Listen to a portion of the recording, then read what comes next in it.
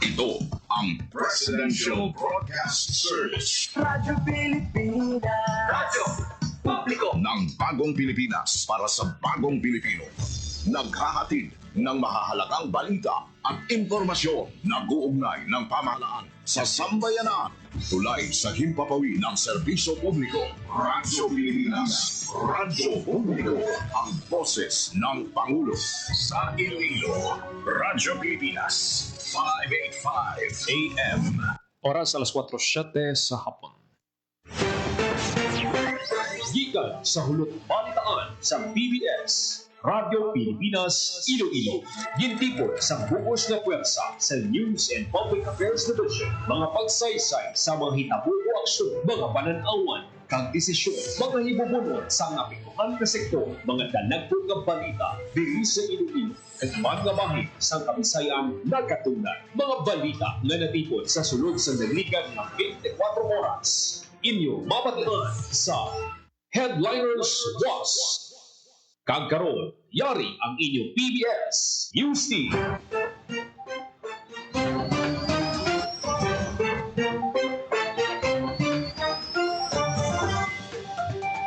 Mayong hapon, ini ang Headliners Was, Huwebes, Agosto 28, 2025.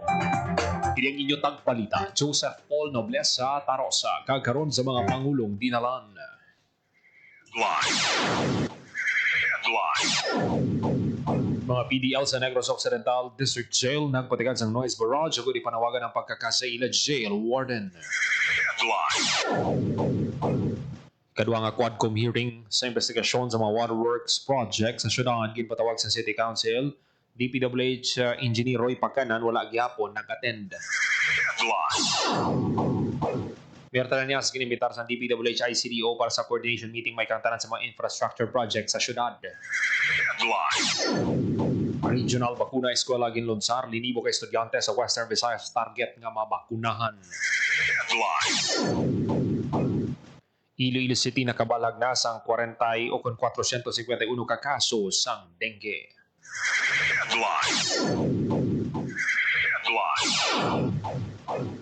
Kagaron sa detalye na sang aton mga balita. Radyo Pilipinas. Radyo Pilipinas News.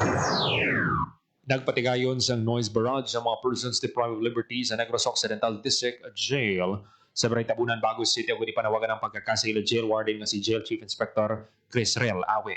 Inibangon sa maligasyon sang irregularidad sa pagpamuno sa jail facility. Sa subong, wala pa sa opisyal nga pahayag ang Bureau of Jail Management and Penology o kung sang mga PDL. Samtang nag-deploy naman sa kapulisan ang Bagos City o kung Bago Component City Police Station sa lugar. Sunod sa Police Regional Office, Negros Island Region, ang kapulisan mag-atag sa internal support sa nakafocus sila sa pag-secure sa guwasang pasilidad. Kung malikawan ng pagpalagi sa mga PDLs kag pagsulod sa hindi otorisado nga mga individual nga mahimo makadugang pa sa tensyon sa sulod sang pasilidad.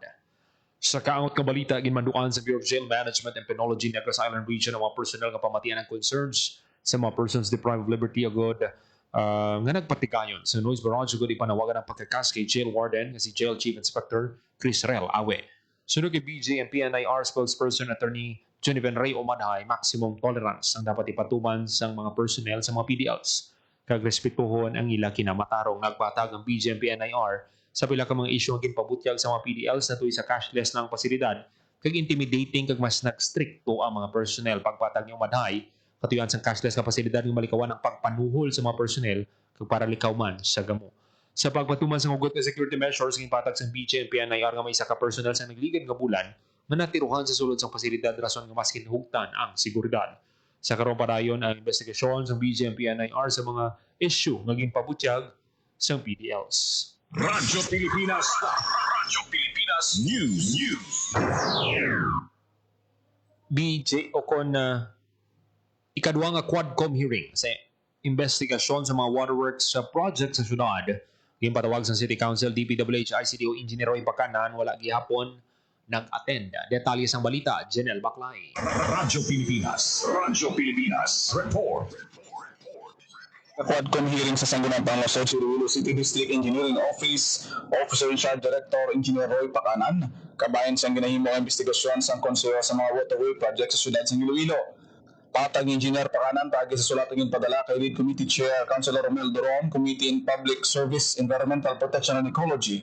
Yun pahayag sa niya nga wala pa sa mando ang mataas nga pamunuan sa DPWH Central Office kung bala siya magatambong sa hearing o kung hindi. Sa piyak sinipadayon ang hearing sa din reports ng CDRMO pagi kay Darwin Papa ang estado sa flood-prone areas kag sitwasyon sa mga lugar nga masamigi na baha sa syudad. Lakip man sa nagatag sang report ang Iloilo City Drainage Task Force sa ilang pag-usisa sa drainage system sa syudad. Isa man sa nadiskusyonan ang pag-update sa mapa sa mga waterways kag creek sa syudad na suno pa sa CDRMO importante nga basihan sa mga programa sa flood mitigation. Lakip sa mga nagtambong sa hearing ang mga punong barangay sa syudad, taga EMBDNR, kag makatapos ang City Council na Sanday Kagawad Romel Doron, Yanet Dulaliana, Rex Sarabia, Shane Marie Mabilog, Francis Grace Parcon, Lindon Acap, Cedric Cabaluna, Mandre Malabor, kagiyaraman si Vice Mayor Lovelock Baronda. Para sa Bagong Pilipinas, Janelle Baclay, Radyo Pilipinas, Radyo Publiko. Radyo Pilipinas. Radyo Pilipinas News. Sa ibang panaton nga balita, kinkumpirma ni Iloilo City Mayor Raisa Tranias nga nakabaton ini sa imbitasyon halin sa Department of Public Works and Highways, Iloilo City District Engineering Office may kangtanan sa ikapatawag nga coordination meeting sa mga infrastructure projects sa syudad siyang Iloilo. Sunod sa alkalde, iyagid ginabi-abi ang imbitasyon kag nakahanda siya sa pagtambong para sa kayuhan sa mga programa kag proyekto. Apang ginpayag sini nga kuntani, mas gintempranuhan ang imbitasyon kung 5 kadlaw bago ang sinapol sini nga makapreparar kag makadala sang gusto nga dokumento, technical outputs, ang magatambong nga representasyon. Ginpayag man sang alkalde, may mga trabaho sa city government kabuilogan DPWH kung masiguro nga ma-deliver sang gusto ang mga proyekto. Ginapasalamatan man sini si Presidente Ferdinand Marcos Jr. sa direktiba na dapat may close coordination ng DPWH kay LGU sa pag-implementar sa national infrastructure projects. Radyo Pilipinas. Radyo Pilipinas News. Samtang sa ibang panaton nga balita,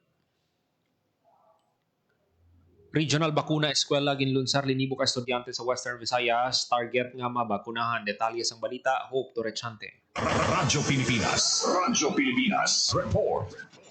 Masobra 1,600 ka seniors edad 85 pataas sa Iloilo ang nakabaton sang cash incentives sini nga tuig halin sa provincial government. Suno sa kapin 300 ka learners ang Hibaw-an Integrated School sa Mandurriao ang nabakunahan kontra HPV, measles, rubella, tetanus kag diphtheria. Ini sa tapos nga ilunsar formal ang Regional Bakuna Eskwela sa rehiyon sa Department of Health Western Visayas Center for Health and Development. Ang target sa DOH sa Western Visayas ini nga tuig 2025 yara sa 62,843 para sa grade 1 learners nga makabaton sang bakuna kontra measles, rubella, tetanus kag diphtheria. 84,142 naman sa grade 7 students nga matagan sang measles, rubella, tetanus kag diphtheria vaccines, samtang 38,612 sa grade 4 female learners nga matagan sang HPV vaccine. Hiwaton ang pagpamakuna sa mga eskwelahan tubtob Setyembre sini nga tuig 2025. Para sa Bagong Pilipinas, Hope Torrechante, Radyo Pilipinas, Radyo Publiko. Radyo Pilipinas. Radyo Pilipinas News. Iloilo City nakabalhag na sang 451 ka mga kaso sang dengue. Detalye sang balita, Janelle Baclay. Radyo Pilipinas. Radyo Pilipinas. Report. Nadugangan sa 6 ka mga bagong nga kaso sang dengue ang syudad sang Iloilo as of August 27, 2025. Sa datos sang Iloilo City Epidemiology and Surveillance Unit, naglabot na sa 451 ang kabilugan nga dengue cases sa syudad halin sang Enero. Nagsaka naman sa 2 ang napatay samtang 443 ang nakarecover sa balatian. Padayon ang pagpanumdum sa Iloilo City Government kasang CHO sa Panguluyo nga builugan ang kampanya sa pagpanglimpyo sa mga lugar, labi na ang ginapugaran sang lamok, subong man ang pag-intensify sang 4S strategy sa komunidad. Para sa Bagong Pilipinas, Janelle Baclay, Radyo Pilipinas, Radyo Publiko. Radyo Pilipinas. Radyo Pilipinas News. Samtang sa ibang panaton nga balita, masobra 300 ka pumulo sa Antique apektado sang habagat. Detalye sang balita, Hope Torrechante. Radyo Pilipinas. Radyo Pilipinas. Report. Yara sa 112 kapamilya o kon 353 katao sa Antique ang naapektuhan sang malain nga tiyempo tugas ang habagat. Ini sandig sa report sa Antique Provincial Disaster Risk Reduction and Management Office. Sa mga numero, 52 kapamilya o kon 159 katao diri ang nagikan sa San Roque sa Banwa sang Aninii, samtang 19 naman kapamilya o kon 73 katao sa Fatima sa Tobias Fournier. Sa piyak nga bahin yara sa 31 kapumuluyo ang gin-evacuate sa evacuation center, samtang 63 naman ang sagwa sang evacuation center ukon sa ila mga himata. Para sa Bagong Pilipinas, Hope Torrechante, Radyo Pilipinas, Radyo Publiko. Radyo Pilipinas. Radyo Pilipinas. Radyo Pilipinas News. Suspendidong in-person classes sining hapon Agosto 28 in preschool to senior high school sa Banwa sa San Jose de Buenavista, Antique. Ini sa tapos gin-declare ni Mayor Paul Joseph Untaran ang suspensyon bukod sa paday nga pag-ulan sa Banwa dalasang kabagat ng klase sa kolehiyo ang mga depende naman sa tagdumalahan sa bulutuan. Radyo Pilipinas. Radyo Pilipinas News. Suspended naman sa face-to-face classes ang pila ka lokal nga panguluan sa Negros Occidental bukod sa madamol nga pag-ulan nga dalasang kabagat. Inig nalakipan sa syudad sang Kabangkalan ka mga banwas ang hinigaran, hinubaan, kag ilo. Radyo Pilipinas. Radyo Pilipinas News. Tangke Lagoon San Carlos siradun temporaryo sa mga bisita sa Setyembre. Detalye sa balita, Hope Torrechante. Radyo Pilipinas. Radyo Pilipinas. Siradun temporaryo sa public visitation ang Tangke Lagoon sa Gigante Sur, Carles, Iloilo sa bilog nga bulan sang Setyembre sining nga tuig 2025. Sunod sa Carles Municipal Tourism Office ang temporary closure para mahatagan tion nga makaginhawa kag makarecover ang sikat nga tangke sang Carles. Tion man ini para mapangapina ng mga bisita sa tion sang Southwest Monsoon bangod sang mabaskog nga balod sa entrance sang Tangke Lagoon. Magluwas sa Tangke Lagoon, bukas naman ang iban pa nga mga destination sa Carles. Para sa Bagong Pilipinas, Hope Torrechante, Radyo Pilipinas, Radyo Publiko. Nagatag sa libre nga legal nga serbisyong Project Management Office ang Halao River Multi-Purpose Project Stage 2 kag National Irrigation Administration Region 6 kaupod ang Integrated Bar of the Philippines Iloilo Chapter sa stakeholders sa idalom sang Unified Legal Aid Services o kun ULAS program. Ang partnership nagatuloy sa pagsabat sa mga legal nga issue kag mga kabalaga sa mga stakeholders sa proyekto, labi ng indigenous cultural community kag mga mangungumang wala sing pinansyal nga kasarang sa pagpangayos ng legal nga serbisyo sa kalegal nga professional ang kinaandan ng mga issue kag kabalaka legal sang nanuay-tuway ng stakeholders nagalakip sang pag-arkila, pagpanag-iya sang duta, mga kabalaka sa agrikultura, mga obligasyon kag mga kontrata kag mga pagbinaisay sa duta nga mahimong masabat sa mga professional sa legal nga libre sa idalom sang programa sang ULAS. Nag-organisa ang JRMP2 sang 6 Indigenous Peoples Organization nga may 1,874 kakatapo kag 41 Irrigators Associations nga may 7,147 ka mga miyembro.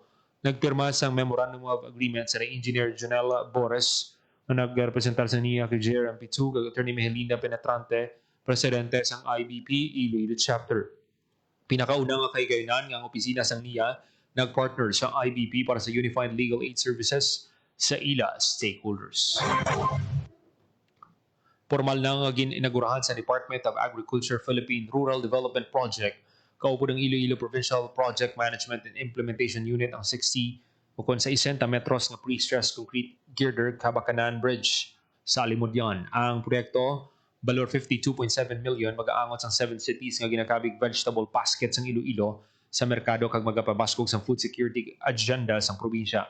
Tuma naman ang pagpasalamat ni Kabakanan punong Barangay Jonel Calambro sa benepisyo nga dala sa bagong nga tulay, partikular sa pagbiyahe sa mga pumulig kag sang ilang mga produkto samtang kasunod sa pagkompleto sa infrastruktura ginapananaw ni Governor Arthur Defensor Jr. mas mapagsig ang agri-tourism industry sa nasambit na area. Kapin 300 ka mangunguma kag mga isda sa Banwa sang Calatrava kag Tuboso sa Negros Occidental ang aktibo nga nagpakigbahin sa giniwat nga Agricultural Information Caravan sa Department of Agriculture Western Visayas subong nga semana. Ang aktibidad nagatuy nga mapasangkad ang hibalo sa mga mangunguma kag mga isda tuwi sa nanuay-tuway nga programa sa gobyerno kaupod ang DA Negros Island Region kag Negros Occidental Provincial Government ginpakilala sa caravan ang mga program intervention para sa mga nagaprodukto sang bugas, high-value crops, mais kag balinghoy. Ginpatpat man ang tuwi sa organic agriculture, livestock, climate resilient technologies kag agribusiness and marketing.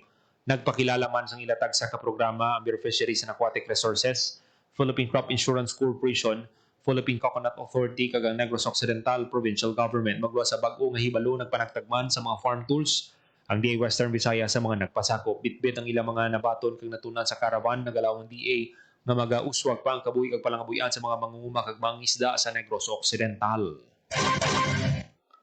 Ang mga lokal nga panguluhan sa President Rojas Capiz kag Putotan Iloilo ang pinakauli nga ginpaydalom sa Meat Safety Awareness Advocacy Seminar sa National Meat Inspection Section sa Department of Agriculture Region 6. Ang Hulyo 29, 2025 giniwat ang napitan nga seminar sa President Rojas kag sang August 6 sa Putotan. Ang mga partisipante among ang meat dealers, traders, vendors kag handlers sa merkado kag ang mga nagabaligya sang karne sa kilid sang dalan. Ang Meat Safety Awareness Advocacy Seminar isa kasakay sa paghanas kag public information campaign nga naka-focus sa pagpauswag sang luwas nga pag-uyat kag pagkonsumo sang karne nga masami ginaorganisar sa mga ahensya sa gobyerno para sa NMIS sa pagtudlo sa mga stakeholders kag pagpakig-away sa mga balatian nga ginadala sang pagkaon.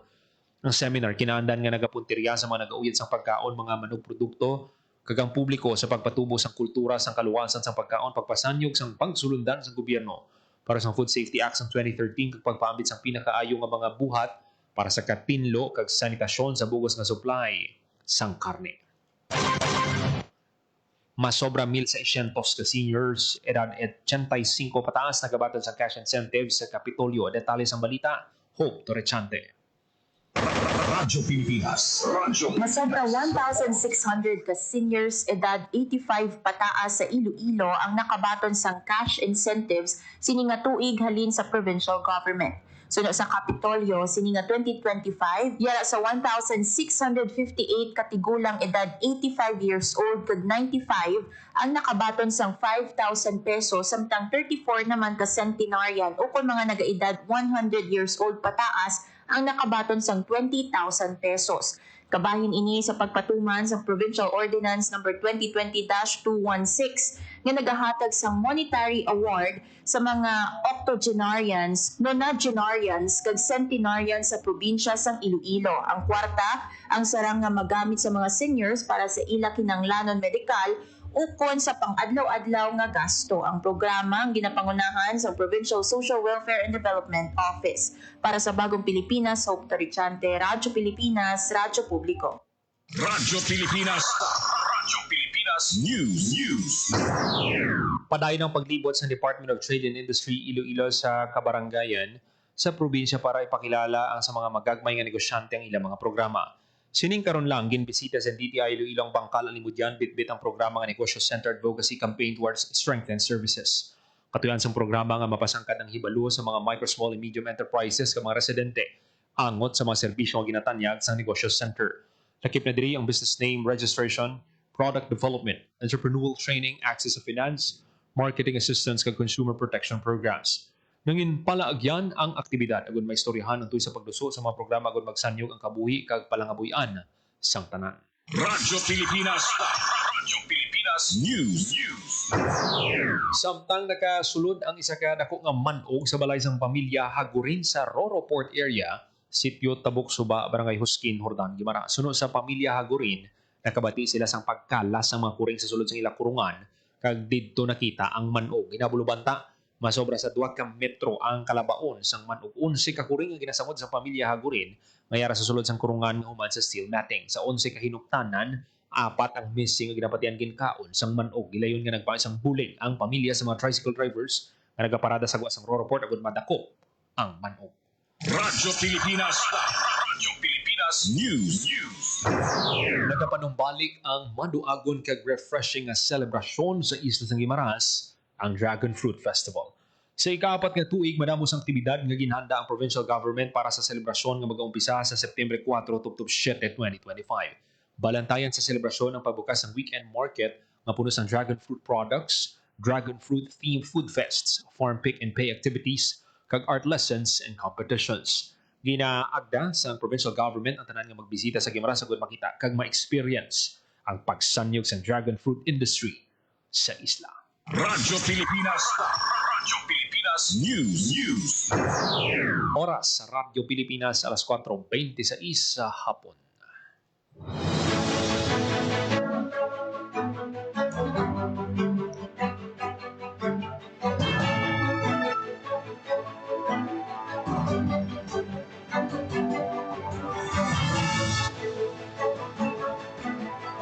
momento manatipon nga balita sa PBS Radio Pilipinas Iloilo News Team. Huwebes, Agosto 28, tuwing 2025. Ini ang inyo tag balita, Joseph Paul Noblesa Tarosa. Ang inyong tulay sa himpapawid ng serbisyo publiko, ang Presidential Broadcast Service, Radyo Pilipinas, Radyo Publiko. Radyo Pilipinas. Radyo Publiko. Kinilala ng pang-international at prestigyosong Asia Pacific Broadcasting Plus Awards 2025 para sa kategorya ng Government Streaming. Ito ay dahil sa epektibo nitong pagsasanib ng mga tradisyonal na media tulad ng telebisyon, radyo at print para masabayan ang mabilis na pag-inog ng mundo ng digital at social media tungo sa mas epektibong paghahatid ng mahahalaga at napapanahong mga impormasyon sa mamamayang Pilipino. Kinilala rin ang Radyo Pilipinas dahil sa patuloy na pag-akyat ng rating. Ngayon ay matatag sa pang-4 na pwesto sa Mega Manila ayon sa pinakahuling Nielsen Radio Audience Measurement Survey. At sa social media, nakamit ang mahigit 2,000% pagtaas ng bilang ng mga sumusubaybay sa Radyo Pilipinas page.